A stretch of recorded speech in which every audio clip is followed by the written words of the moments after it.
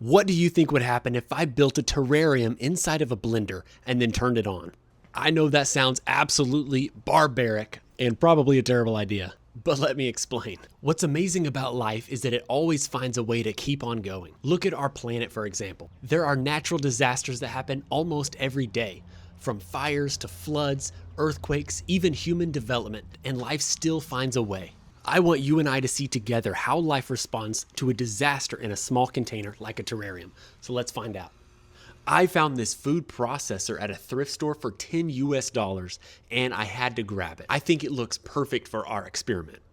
The container that the terrarium would be inside is wide and has plenty of room for plants, rocks, and wood.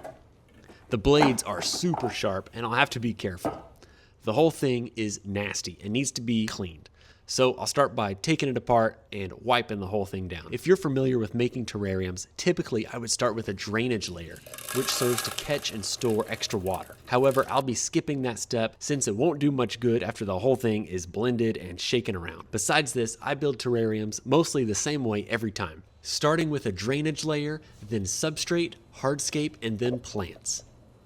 I have these small pieces of spider wood I'm going to attach moss to with some super glue. If you're enjoying this project, don't forget to subscribe.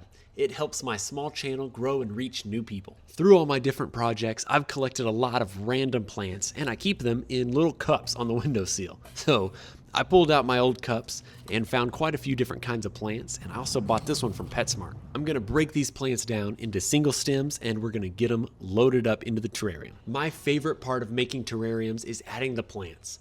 There's something so satisfying about watching it all come together. I'm not the best at remembering what all these plants are called, but I've had success with each of them in terrariums in the past. Hopefully they'll all be a good fit. After burying all the plant roots, we are done.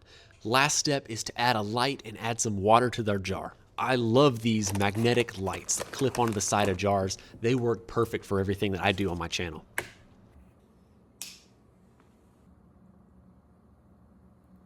With that, the terrarium is finished. We're gonna set it here on the side table next to the rainforest terrarium, and I'll check back with you in a few days to see how it's progressed.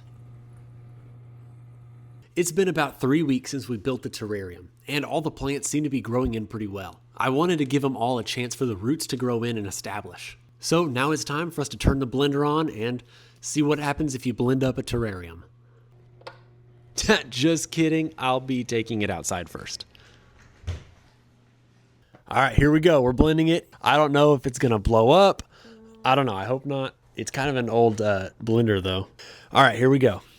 It's on setting 2, and I'm pretty sure all I have to do is just turn it on. So here we go. 3, 2, 1. 1.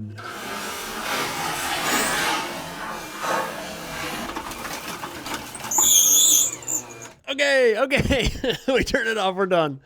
Well, there you have it, all blended up. It went really well. I mean, there's hardly any plant material left. It looks like it's mostly sediment. Very interesting. Let's get it back inside. And after all that's done, it's pretty impressive how well it blended the whole thing up. There were a lot of plants before, and now there's really hardly anything. It'll be interesting to see how it develops from here on out. Just in case you were wondering, no animals of any kind were inside the terrarium when it was blended. 14 days after we blended the terrarium, and plants are already starting to come back. I just realized I don't even need the full blender setup. It'll look a whole lot better in my house if I took that thing off. So, boom, it looks better now.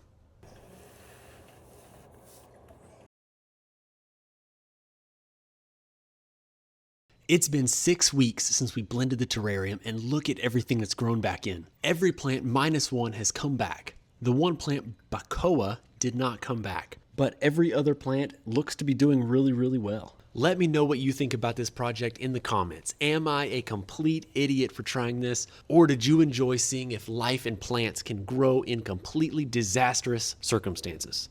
Let me know in the comments. If you want to see how I made the never-ending rainforest terrarium, check out this video next.